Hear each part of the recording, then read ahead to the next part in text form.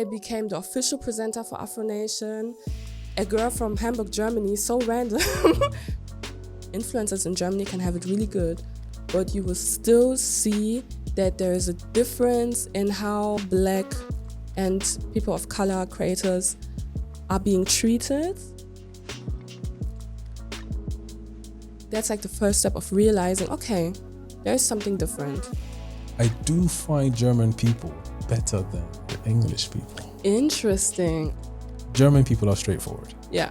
They like you, best people in the world. They don't like you, they don't fuck with you. English people, they like you, you don't know. They don't like you, you don't know. They're very polite. Interesting. Their default setting is polite. Super interesting. Yeah. So it makes it difficult to tell who's your friend and who's not. This podcast is filmed at Podhouse Studio, Hamburg. Premium all-inclusive podcast recording and services for all your podcasting needs. Book your session or free visit at www.podhouse.de. Now back to the show. You were recently a correspondent for Afronation, I believe. Exactly. How was that? It was fun. I love working, so whenever I get the chance to be booked at something, I respect a lot working with so many Black people and such a huge festival. It's such a big honor to me, and so I just get super, super hyped when I'm about to start working. And Afronation is always, it's like my second time doing that this year. And it's so much fun. It's so draining as well because you have to be the person who walks through the sand, catches all the vibes. Hey, are you having a good time? Let me know about it. What is your thought on Afronation? So I am kind of extroverted, but I'm also kind of introverted. So for me to step on the beach and talk to all these people, it takes a little bit of courage. But once I'm in, I enjoy it to the max. So Afronation is always a time to learn for me, being in such a interesting environment with so many people working. We have the social media team, we have the production team, we have all these kind of people. I have my videographer, and it's a lot to take in at first to realize, okay, how is the structure of everything going? But once you have it, like once the first day is over, day 2 and day 3 just go by. Yeah. How did you get into that position? So I used to love Afronation just as a guest. I went there. I think this year was my 4th time. Oh. Yeah, I love a good festival. I'm going to be on. You should come. Next year you should. Yeah. I'm going to interview you at the beach. Anytime. Yeah, I would love Amazing. To go to And I used to do like just TikToks. I also do TikTok at the side. And I don't know if you saw it, the shaking hands with 10 out of 10s. It's like you go up to people who look nice and then you record how you shake their hand and then you say they're a 10 out of 10. So I caught a lot of people from Afronation and it went viral. So it got 8 million views. So it got reposted by Afronation. Then another video of mine went viral also from Afronation. It got reposted again. And then the Afronation team reached out to me and they were like, "Hi, we would like to use your content for ads. Is that fine?" And I was like, "Sure." They offered me to give me free tickets or something like that. And I was like, oh, okay. If they're here to offer me something, maybe I can ask for something else. Oh, yeah, that's brave, yeah. So it was brave. I was like, let me just shoot my shot because what do I have to lose? They could say no and I still get some nice tickets, or they say yes and it works out. So I was like, hey, I have an idea. Maybe let's hop on a call and discuss my idea. And they were like, yeah, let's do it.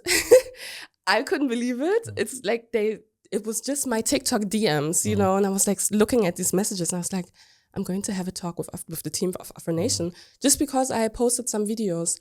So I was like, okay, time to put some work into it. And I did a whole presentation with my idea, how to pitch the idea of me becoming a social host for them. I did multiple slides with pictures. I edited their logo and everything. So it looked like an official paper that they would produce, you know. And then we met for a call via Zoom and I pitched it. We did some emails back and forth. At the beginning, they thought it's a good idea, but they already had someone. And for me, I didn't want to steal anyone's job. It was really hard. I know it's, I think that's like, You're a better person than I am. Listen, it's like she does like the host that was there before did an amazing job. So I was thinking about adding a second host, maybe just for the stories or maybe just for TikTok. I just didn't want to steal her position. And yeah, but at some point they said, hey, the last host is not working with us anymore. We would like to have you as our social host. And so it worked out. I became the official presenter for Afronation. A girl from Hamburg, Germany, so random, but they saw something in me and they felt my vibe. They saw the effort I've put into the presentation, into the whole idea, into asking them from, hey, can we use your content to, hey, I actually have a better idea, you know, and it worked out. And to this day, I still can't believe it. It was so nice because after the first year, they have sent me flowers and a bottle of rosé with a nice card saying, hey, our bilingual queen, we're so proud of you. Thank you for the amazing times. We wish we could take you to all the other places. But until then, thank you. And here are your flowers, which was like such a nice sign of appreciation. They are in the UK, so they don't even have to like send me flowers. And how do they do it? But they still wanted to show me they appreciate me. And they want to work with me for a longer term. And now I just finished my second year. That's awesome. I think, but you did say something there, which I relate to a lot. You said you couldn't believe it, or you still can't believe it. I always think that whenever we get into that position where we can't believe it or something, like take a minute right now and think back to all the things you did before Afronation that got you to Afronation. So you should believe it because you've been working for a while in other things that maybe you didn't know have anything to do with Afronation. But if you look back now, you can probably pick out little experiences that made you prepared for Afronation. That's true. Can you tell us some of the things that you've worked on in the past that stand out to you before Afronation? So I used to be the face of the Instagram channel of About You. It's that's huge. It is huge. It's like one of the biggest e-com companies here in Germany and also like in Europe. They're not in the UK, but like in other countries. And it's also like a very interesting story because they used to have like this casting call, best job. They called it #best job ever. Apply now via Instagram, upload a video, a story of yourself, introducing yourself, telling us why you are the best, why you should get the best job ever. And I saw it and I saw what the person who had this job the previous years did. She interviewed so many people. It looked so nice. She traveled the whole world. It looked amazing and I wanted this job. So I recorded my application. I traveled to their headquarters. It's still in Germany, but I recorded a video in front of the headquarters saying, "Hey, I'm already here. Just do you guys have Wi-Fi? I'm gonna wait until you're gonna let me in." Like some humor, but then also I asked my grandmother, my mother, my best friends to tell the people why I'm the best choice. I did so many things, and I was so proud. And then I got invited to the casting. And it was like such a huge casting because they wanted to talk to me at first. It was just me. And then we went downstairs and there was a little studio, a lot of clothes. And they wanted me to record 2 stories. One was a story of me introducing the About You Fashion Week, telling them, hey, the About You Fashion Week is coming back, this, and this is going to happen. So they highlighted the words. It was a huge sheet of information, which I had to tell the audience. And I only had like 15 minutes. I was so stressed. I did the best I could. Then I should record a second video, a haul. There were clothes. I had to put the clothes on. Most of them were too small. My nash did not fit. So I tried my best. I did my best and I didn't get the job. No way. I didn't get the job. I got an email and they said, hey, it was like just the same they sent everyone, you know, but at the end, the one person edit and she was like, hey, it was very close. Keep going. And I was like, oh, okay, nice. yeah, because when I saw her at the casting, she was very strict and very like into her job, and I couldn't like read her. So I thought maybe they don't like me. I don't know. I did my best. I was happy with the finished content, but yeah, but she said, hey, it was really, really close. Keep going. I know you'll make it. And then I watched what the person who got the job did the whole year. It was still COVID. There wasn't a lot of things going on. 1 year passes and they once again post the casting sheet. Hey, we are looking for the best for the person who gets the best job ever. Will you be it? And I was like, is it going to be embarrassing if I do it if I apply a second time? Or is it going to be brave? What if I don't get it for a second time? Is it going to be, and I was like thinking, and then I was like, you know what? Let me just do it. So I applied and I got it. And then did you have to go through the same process? It was a similar process because the first year, it was like such a big post. It went viral. So many people applied and everything was open to the public. You had to post your story.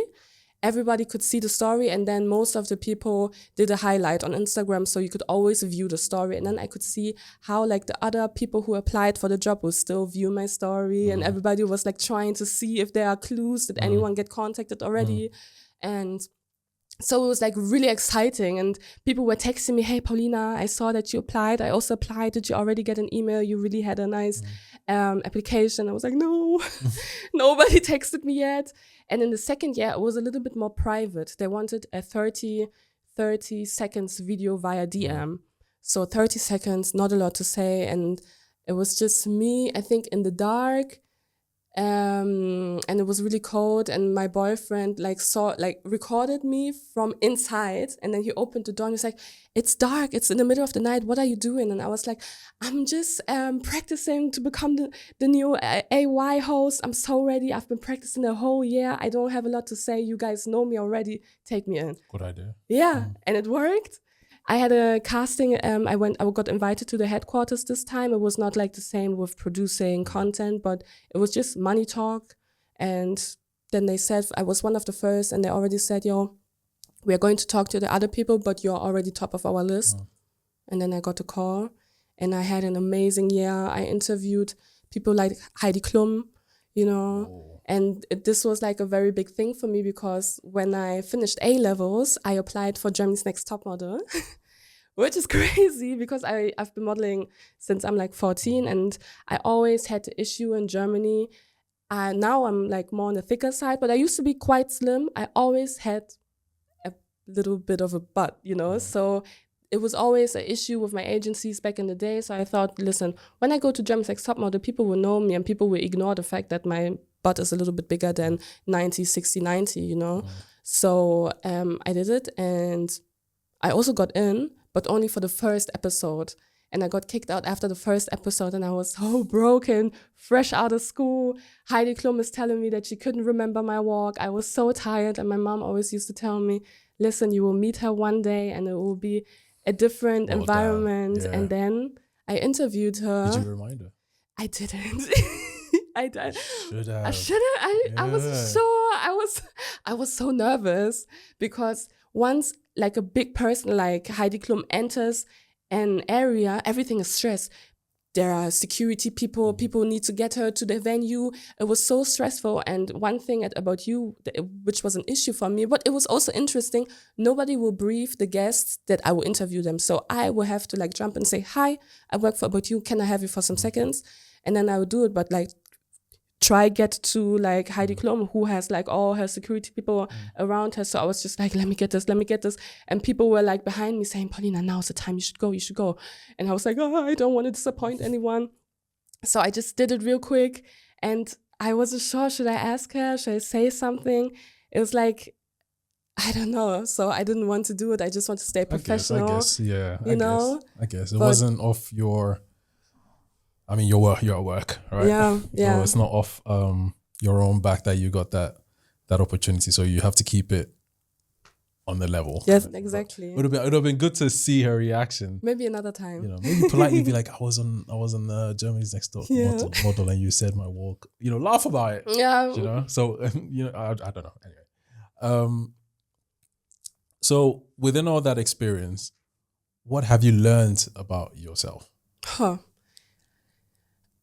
I think I learned about myself that I shouldn't be so hard on myself because I have like I put too much pressure on me. I want to be good and I don't want to disappoint.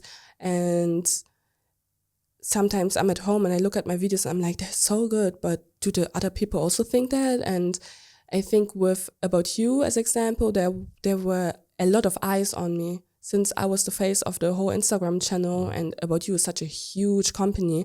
I just wanted everyone to be happy with my work because I put a lot of work and love into my work. So I sometimes I was just scared that that people won't be happy with it. At the end of the day, everybody was happy with it. And I also learned about myself that I'm damn good at what I do, sorry to say. But that's like also a thing. I learned that I can work amazingly under pressure. I will be at an event and I remember we were in Milan.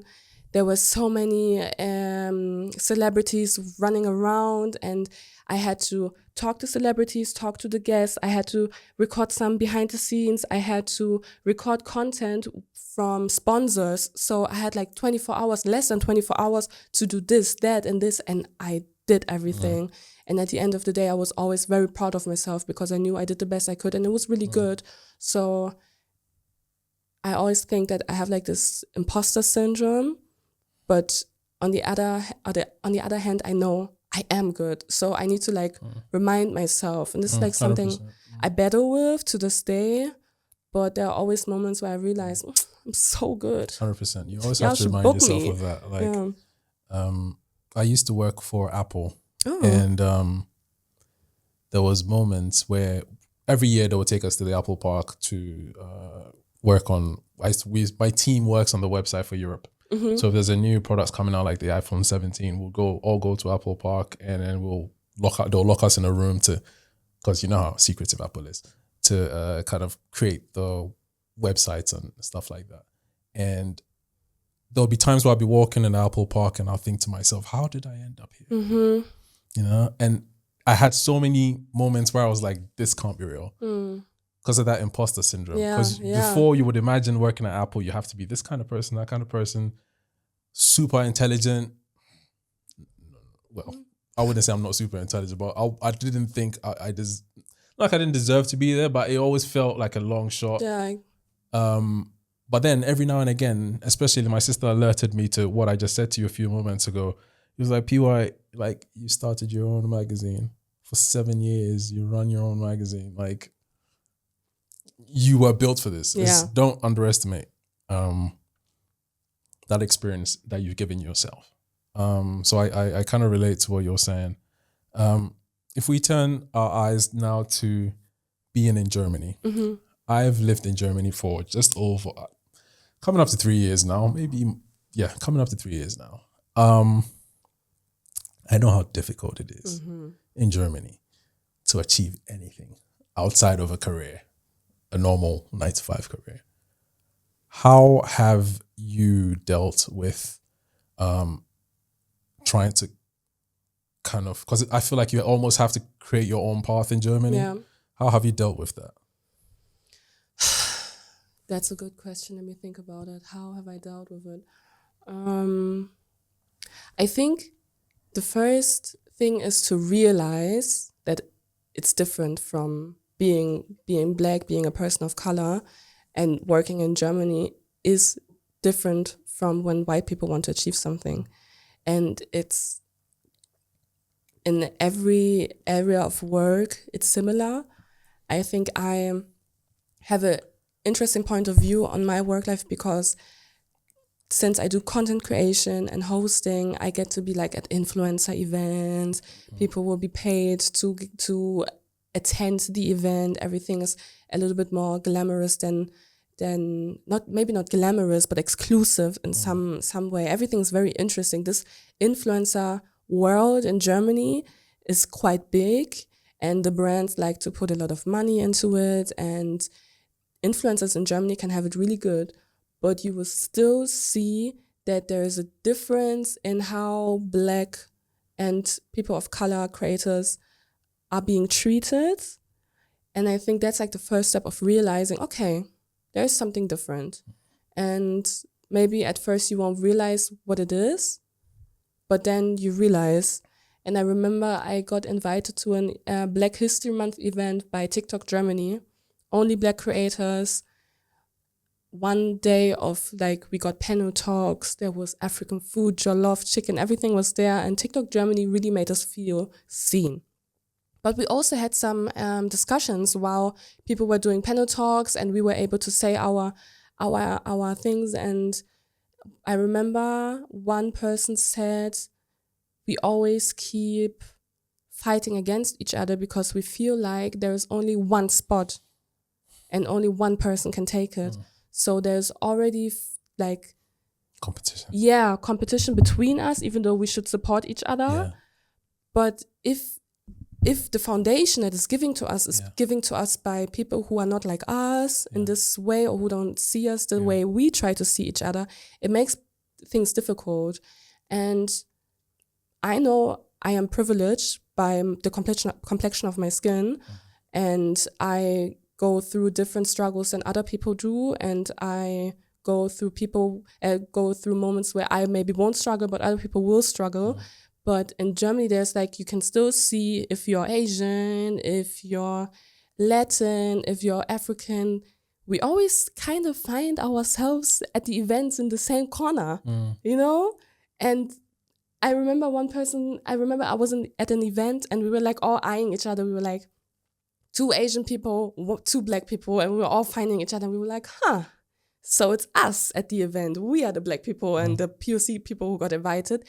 Interesting. We love the brand so much, and they try to speak about equality and diversity, but we don't feel the same when we go to the events. So that's the thing that a lot of people try to highlight in their work, but it's so hard to go against it, you know, because if the foundation is giving by a larger group, it's so hard to go against it. But I feel like I realized that I just need to do my best. And if my best is not enough, maybe I need to go somewhere else. I am working for Afronation, the biggest Afrobeats festival in the world, led by people from the UK. It's in Portugal, and me, a Black girl from Germany, is the host. I've not done that in Germany yet. I'm not the face of a German festival, even if it's like a hip-hop festival or a dancehall festival. Oh, German hip hop is gone. German, I will say it, like German hip hop is gone. Like, I've done a bit of research, and from what I see, what did you find? we've lost it. Yeah, we've lost it. We've lost German hip hop. Why would you say that? I don't see any prominent Black German hip hop artists. There are a few, like more older, that have, you know, tried to pave a way. Yeah. Other than them, yeah, we have a couple now, like maybe 3 Black German rappers, and I think their music is really good.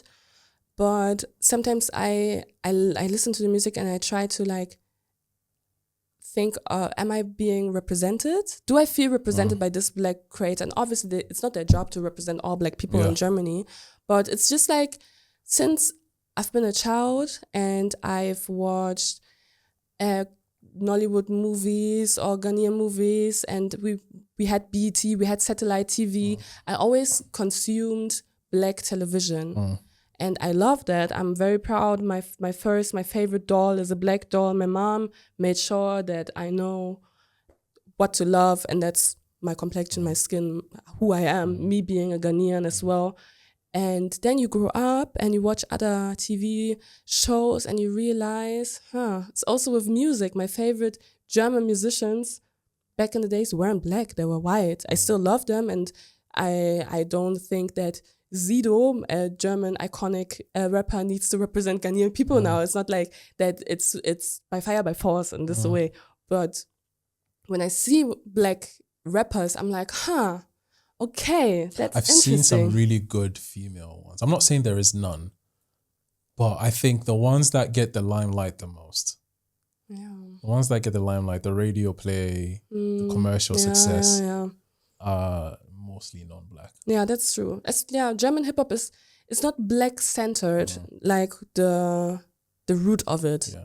Yeah. I mean, hip hop is universal. So even in the UK and in America, there's rappers of other. It's universal. But I think in every community, black community around the world, it's always black centered first. Yeah. And then the other people have to be invited in a way, like they have to prove themselves, like the M&Ms and the Central C is something, I don't know. Yeah. But let's say H, for an example, H, really good.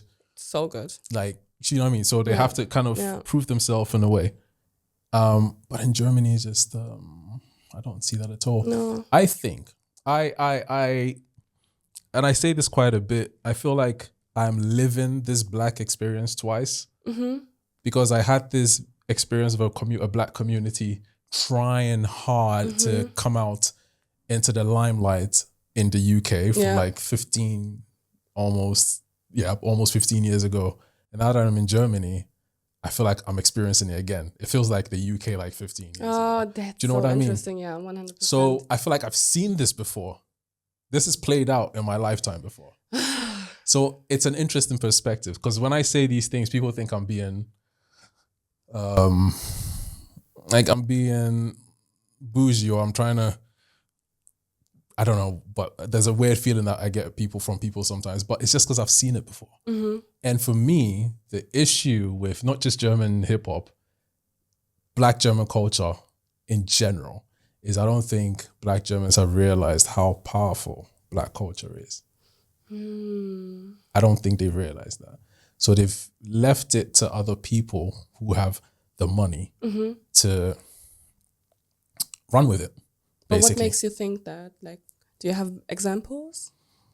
The example, there's no examples. That's the problem. There's no examples. Maybe it's me because I'm kind of new here. Yeah. But I've also looked at other people who were born here or have been here longer to show me. And nobody's really shown me like the examples that can be out that I can see and be like, okay, that person is really holding the fort. If I've got anything wrong, feel free to correct me. Yeah, I'm just thinking about it because obviously there are some black people who 100%. created like a legacy in Germany which is very respected, and maybe it's the thing that you said, we are there where the UK was 15 years ago. We are moving and I see it. Absolutely. And we have so much talent and so much motivation here in Germany, but it's really not easy. That's the thing. And this is what I mean by they don't see how powerful the culture is. Yeah. It's not easy when you focus on the money. We don't have that. Yeah. So when you focus on that, it's not easy.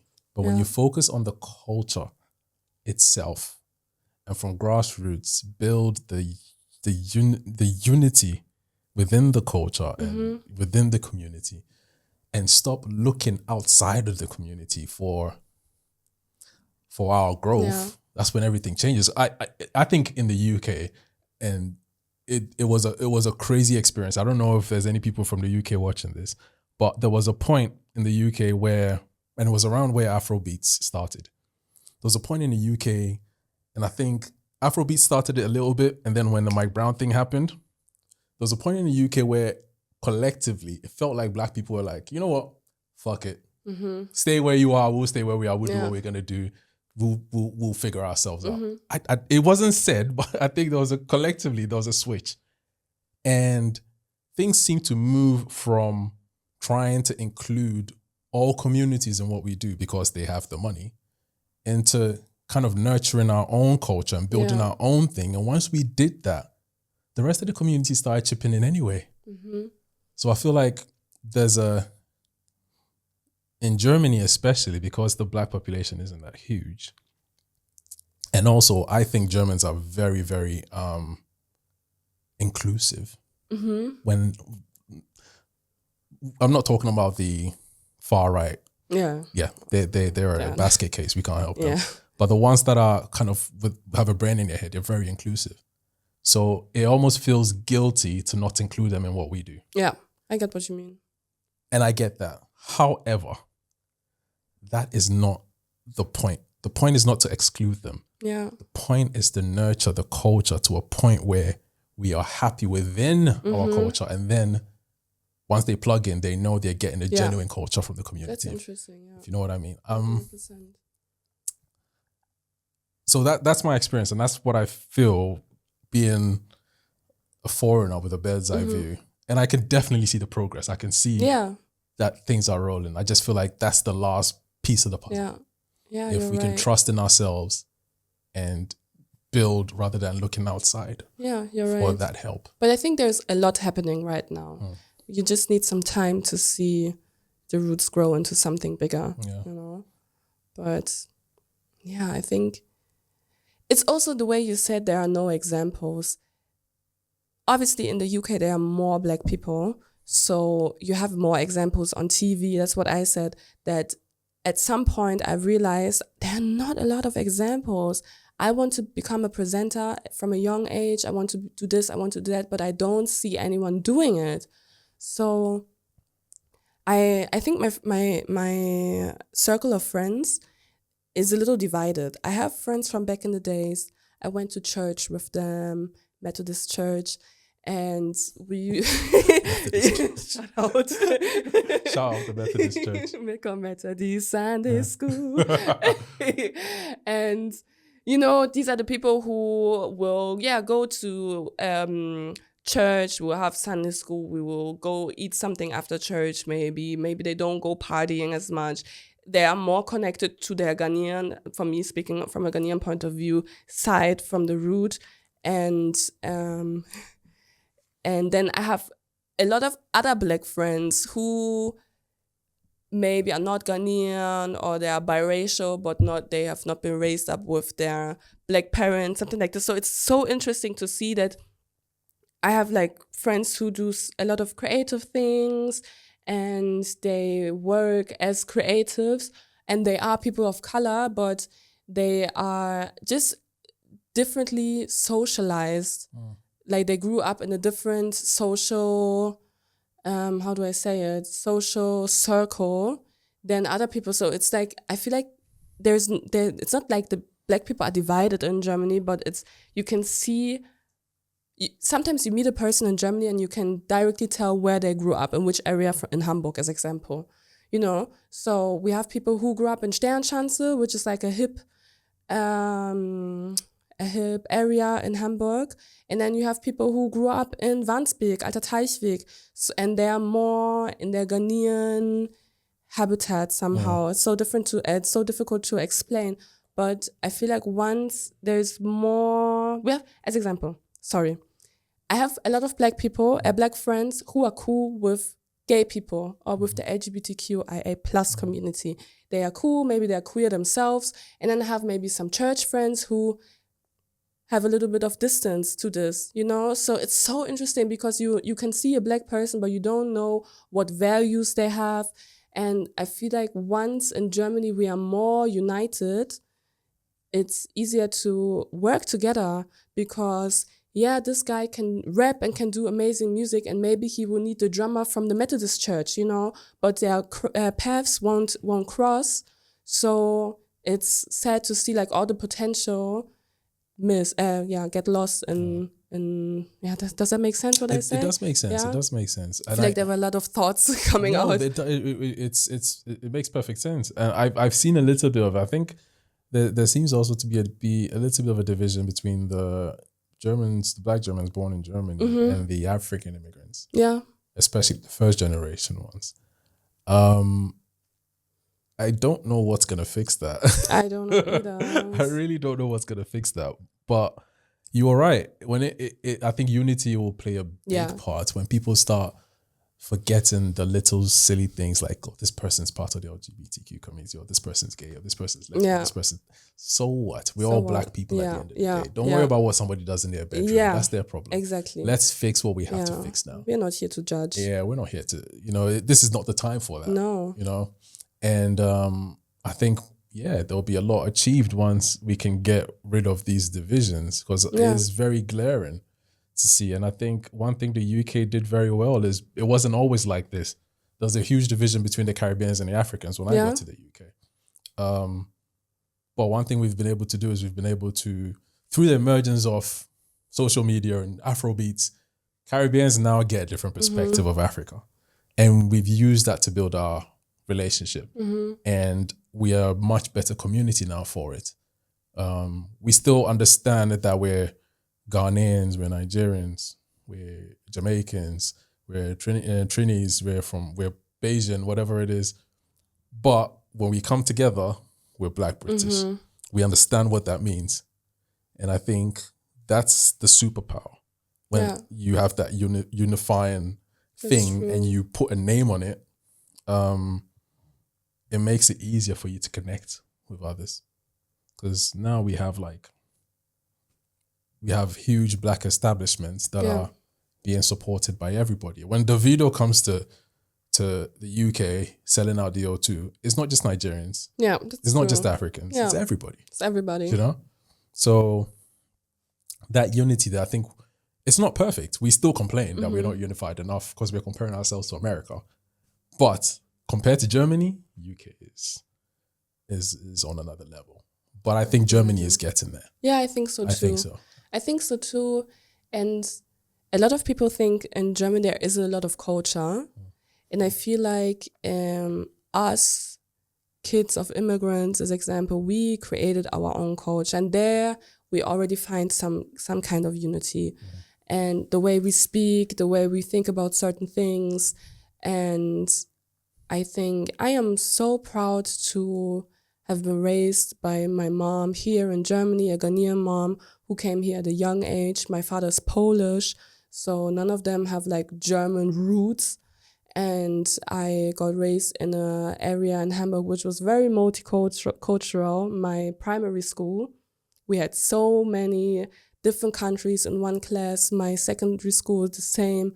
And it's so precious to see what we created throughout the years. And that's why when I think about hip-hop, German hip-hop, there is still such a huge culture, and it's a beautiful culture because maybe it's not the Black people, but then it's like the Middle Eastern people who came here and who had their stories to tell.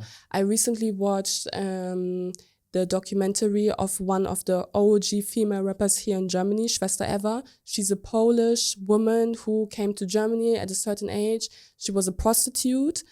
Yeah, and then Khatar, God bless his soul, he died some time ago, so rest in peace. It's like it shook the whole Germany up because he is a rapper as well, but he created a label and signed a lot of important artists. So he found her and he got her out of being a prostitute, and she will rap about being a prostitute and everything. And then I was like, damn, it's so interesting to see, because what if I would want to create music? What would I rap about? Because yeah, my life wasn't that easy, but I've never been a prostitute, or I never sold drugs or something like this. So maybe it's like this type of group that has something to say. And that's why like German culture, when it comes to like kids of immigrants or immigrants themselves, we have still so much to say. So it's like, it's hard in Germany, but it's also it's bittersweet, you know, because we create our own culture. And if it's Blacks and Turkish people, we have like so much lingo. Maybe you in UK, you will say Wagwan because you have so many Caribbean people there. But here we will use Turkish words as example. And I use some words, you know what I mean? Interesting. So, or Arabic words, because we have such a big influence from this culture. And it's still very precious to me, because other than that, maybe I would never have the link to somebody who is from Iran or who's Turkish, and we somehow create a melting pot of cultures here in Germany, which people like to forget because we are maybe not the top 1% of elite, you know? So I like all the criticism we just said, I also still want to give like the kudos to the German immigrant culture, because we really did something here. I'm very glad that you said that, because that brings a whole new perspective to it. Yeah. Because obviously this is Conversations with Black Germany, so the conversation is steered towards the Black community. Yeah. But now that you've said that, it's very interesting, because I've never thought about that. Because obviously if you're in the same not the same experience, but a similar experience with other immigrants, you share a bond and you rub off each other. Yeah, 100%. That's very interesting, you said. I've never thought about it that way. Yeah, that's why sometimes some cultures, they don't like each other, but at the end of the day, if you're from the same hood or you went through the same issues, racism, somehow you're still connected, you know? So, yeah, but Black people definitely still have it very hard. I feel like in Germany, it's either you're Black and that's an issue, or you're Muslim and it's an issue. The worst would probably be a woman with a hijab, you know. Oh, yeah, that's even worse. That would be, you know. So it's ridiculous, you know. So sometimes I have some friends who are Black and they're hijabis, and I look at them and I'm like, damn, this country is so hard on innocent people who just want to praise their Lord, you know. So. Yeah, I like every Black Muslim in Germany. I'm like, wow, you are probably going, super, super brave, because the hatred against Black people, but the hatred against Muslims is so bad here. It's horrible. And I'm not even Muslim myself. So it's like, I don't know, how is it for you? Because you grew up in Ghana, then you came to the UK, now you are in Germany. I always wonder how it must be like you are in Ghana, you probably never experienced racism in Ghana, obviously. And then you come to a country where people see you and they maybe not take you serious. They don't want to respect you. And like, even if you're a doctor from Ghana and you come here, I just met one doctor and he said, yes, he works in Brussels now, I think. And he said, he once went into a patient's room and the patient said, I want a different doctor. He is still a certified doctor. There is a doc in front of his name. He can treat you, but people just see you. And I don't know how it was for you to, like, even you're in Ghana, you come to the UK, now you're in Germany, probably the worst of it all. How is that? That's weird. Well, in Ghana, obviously, I didn't experience racism. And while I was in Ghana, I used to come to the UK still for like holidays. And even then, I didn't experience racism because I was in the UK for like 2 weeks. Okay. All I'll do is pick my brothers up from school, go to Oxford Street, come home. That's it. I didn't really live life in the UK until I moved to the UK. The first ism that I experienced was actually, not ism, but xenophobia between Jamaicans and Africans. Oh, no way. That was the first one I experienced. That's that Caribbean people, but predominantly Jamaicans had some sort of issue with Africans. That's so interesting. I didn't notice it because I'm from Ghana, and in Ghana I had a great life. So I wasn't coming here for me, life in the UK was backwards from Ghana. Like, I lived not a worse life, but I lived a less than, I think the life that I lived in the UK was less than the life I was living in Ghana, because Ghana's Ghana. Ghana's Ghana. So for me, being in the UK is like, no, you're not doing me any favors. I had a better life in Ghana, kind of thing. So I didn't pay attention to people being negative towards me. So I didn't see it until my friend pointed it out, that, you know, there's actually an issue between the Jamaicans and the Africans. They used to call me and my friends the African corner. They used to call you that? Yeah, because we were just a bunch of African guys sitting in a corner all the time. So, but then I experienced racism. And the first time I experienced overt racism, it didn't really go well for the guy, but he was on a bike, and I think me and my friends were going to play basketball, and we were, you know, we didn't see him, but we're being a bit, and we're in his way, and he rode his bike around us and called us the N-word. Unfortunately for him, I think his bike hit the pavement and he fell, and he got his ass kicked. Damn. So that didn't work out for him. But after that, then you start experiencing little things, like being followed in the shops, being looked at, not getting, you know, the same sort of experiences that other people get in the workplace, stuff like that. Fast forward to move into Germany. I've experienced some forms of individual racism from people. Not shockingly different from what I experienced in the UK. But I do find German people better than the English people. Interesting. Okay. How so? German people are straightforward. Yeah. They like you, best people in the world, if they like you. If they don't like you, they don't fuck with you. It's like, Yeah. English people, they like you. You don't know. They don't like you. Yeah. You don't know. They're very polite. Interesting. That's natural. They just, Okay. their default setting is polite. Super interesting. Yeah. So it makes it difficult to tell who's your friend and who's not.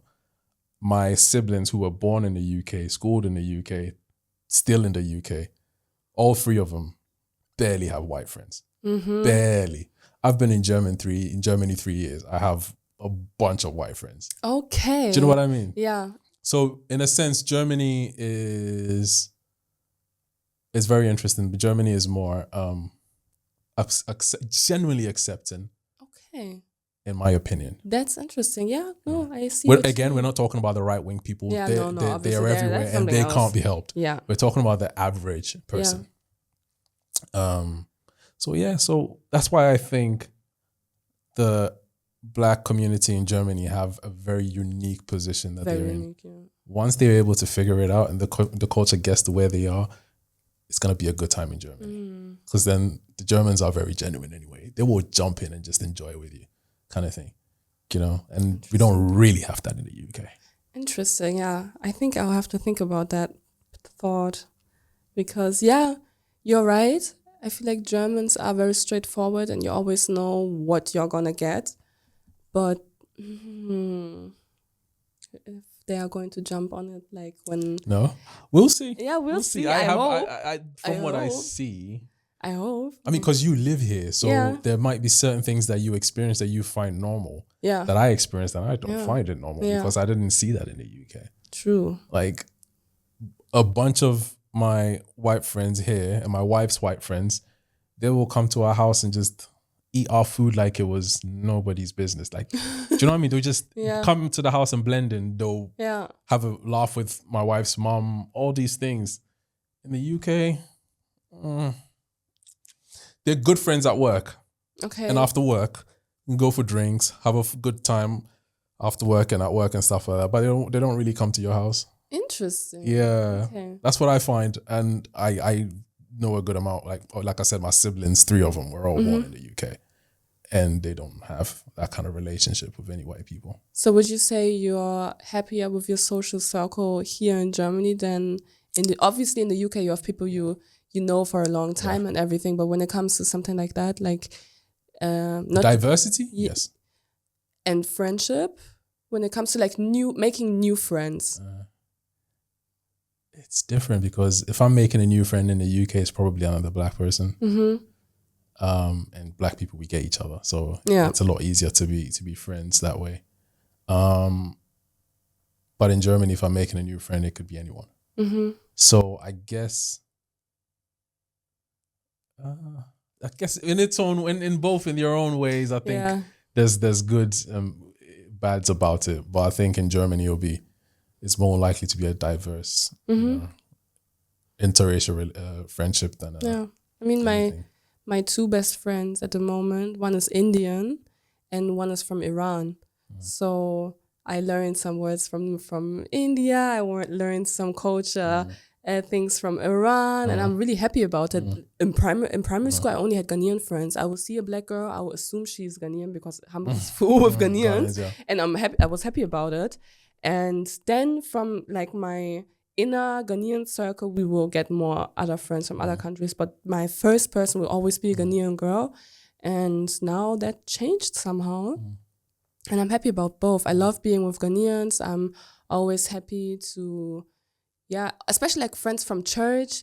There are like certain jokes, certain songs. You only get it when you went to like Sunday school. You know, so I'm always like fulfilled with love and like nostalgia in a positive way because it was a huge part of my life going to church and speaking tree with my friends, all of that because like my boyfriend is not Ghanaian, so we don't speak tree. I don't live with my mom anymore, so I don't speak Tree a lot. So every time I have a friend who is also from Ghana, I'm just happy to like, just a little bit, you know, to like, mix in some Tree so I still get to like being connected to who I am. But also learning about Indian culture, about the religion of my best friend. She's a Sikh. So we love to talk about God, even though we don't really believe in the same God, but every time I'm with her, I feel so close to God, you know. So that's like a really nice thing in Germany, that you can have your black people, but you can also have expand to like diverse other friends. cultures, and that's which is really cool. Yeah, it's really rich. Which is really cool. I mean, I think there's some, I'm not saying it's completely non-existent in the UK. There is some, but not much. So interesting. Yeah, so that's a different, nice kind of difference between Germany and the UK, where I think Germany is in a better place when it comes to that than the UK. So being that you've had all this experience in what you've done over the years and what you're doing now, do you feel like you have a part to play in, you know, the continual push of what maybe we can term as the Black German culture? And what would that be? I think if you put yourself out there, you represent something. And it started with me working at About You. I was the first Black person to do that, which was a big honor to me as example. And, you know, the girls who did it before, they were slimmer than me, they had straight hair. I would come unapologetically with my curves, with my fro. And I think that it starts there, you know. The content I do on TikTok is mostly like growing up African. I did like some skits, or if it's on news, everything surrounding like West African culture. And people from Ghana know me, but also some kids know me. And then I want to take the bus and a bunch of kids come running and they're like, hey, you're Paulina really Rock. Cool. And the first time that happened, it showed me, yeah, I'm doing it not just for me. I'm doing it for so many people. I'm doing it for girls like myself when I was that age. Yeah. Because I always looked for Black role models. I always did. And if there was a TV show, the Black character was my favorite. You know, so I can't represent everyone or every Black person. Every individual has to choose if they see representation in me or if they don't. But I'm happy to do that. And also, I was super happy to represent Hamburg, Germany at Afronation. Absolutely. You know? Absolutely. Because they could have chosen anybody. Yeah. So I'm this biracial Black girl. I'm half Polish too. So I have so many cultures fusing, and I'm from I'm so proud to be a Hamburg girl. I was born in Berlin, but we moved to Hamburg when I was like 1. You know, so all my life I grew up in Hamburg, and I'm so proud to be from here. And I love the city, and I love the culture here, and that's why I am happy to wherever I go. If you see a certain type of representation in me, I'm happy to give you that. You know, because there is like one huge presenter in Germany, and she's also biracial. She has a fro, and sometimes I get compared to her, but she's completely different. She's so talented and she's amazing, and I have been watching her journey since she wasn't a presenter. I know her for a long time, and now she's huge, and I'm so happy for her journey. But I represent something completely different, you know. So if I just want a diversity of Black people in the German entertainment world, for people to choose who they choose, for people to choose who they want to feel represented by. Yeah. You know, so a diverse amount of Black people to choose from. Yeah. Yes. I like the fact that, and I like the energy that you're given to that. The fact that you want to be like a role model, because I think the Black German kids need role models. They do. It's hard to find people who are out there, you know, being role models in certain spaces. And people are there. Like, we have the TV personalities and the influencers and the doctors and all of those. But I think, you know, in Germany, everybody kind of hides what they do. So I'm glad that you want to do that. I was going to ask you something. I skipped my mind now. But do you think, just to wrap it up, I feel like Hamburg, especially Berlin to a certain extent, but Hamburg is such a beautiful place. It is. That I feel has so much potential to be like a very beautiful cultural hub. what do you think about the comparison between Hamburg and Berlin being a cultural hub? I think Berlin is a little bit more ahead, but what do you think about that? Well, I think it's difficult to pinpoint where it's like more culturally flourishing, because I started with hip hop, the dancing hip hop and musicals when I was like 14, and I joined like a group, or what's it called in English? Groove? Yeah, well, it wasn't a group, but it's like a huge. I didn't say, how's it called? Say it in German. Verein. Not a clue. So this group organizes musicals or a choir. They had their own house. You can go there. It was like just for the youth who wanted to get creative.